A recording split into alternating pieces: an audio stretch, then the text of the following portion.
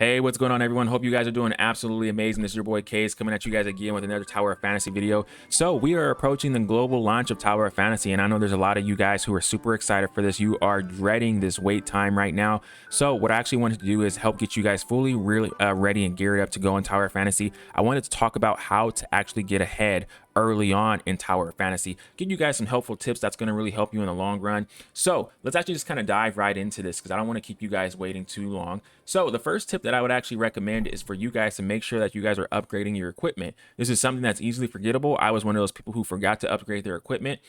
Make sure you guys are upgrading your equipment. You are leveling it up.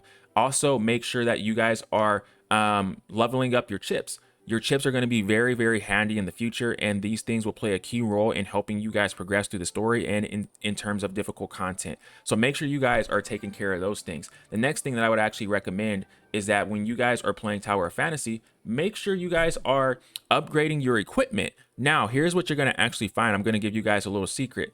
Now, gold equipment will become extremely handy in the future.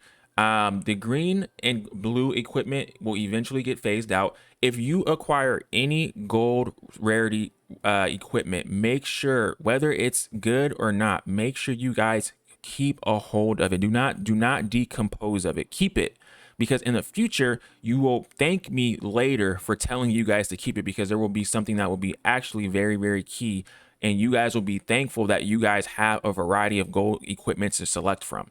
So make sure you guys are replacing these rarities with higher level rarities so that your base stats will increase overall, and make sure you guys are enhancing these things.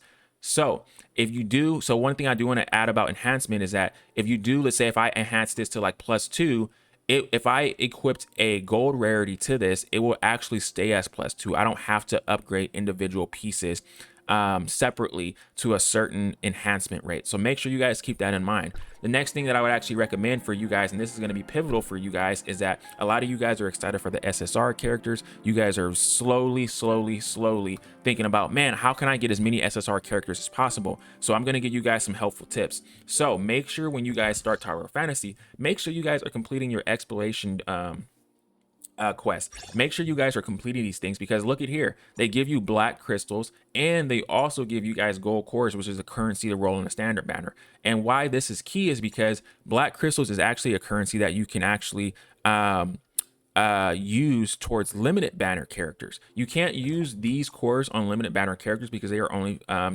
specified for the standard banner, but that is still also a good thing, because eventually what has happened even in the CN version is that some limited banner characters has been added to the standard banner. So if you guys are collecting these and you guys are saving these, eventually if you're just saving a bunch of these, when you're the character that you probably missed out on, that you just didn't have enough currency for, gets added to the standard banner, you'll be able to acquire them in a much more free to play friendly way. So make sure you guys are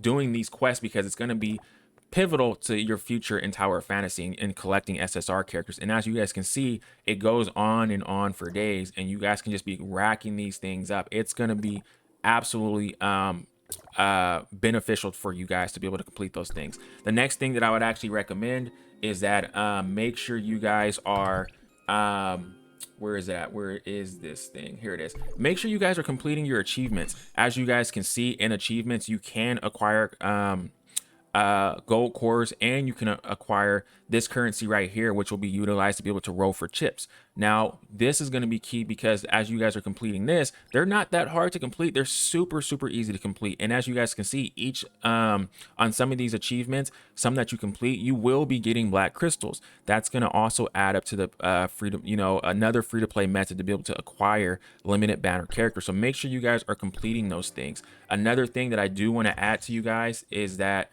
let me see if I even have it on here. What is this? Is this no. All right, let's just start it from here. I'll start here. This will be key for you guys too. Make sure you guys are doing your dailies.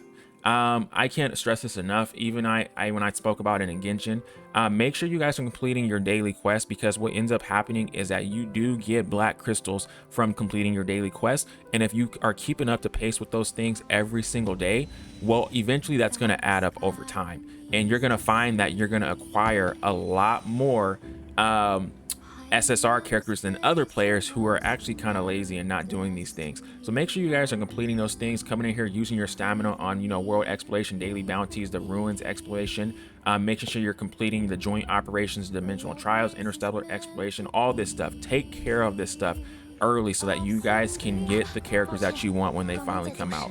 The next thing that I would actually recommend too is that some of you guys do not know this is that it's been said around the community, but some people haven't really been paying attention to it. But let me see if I can find, here it is.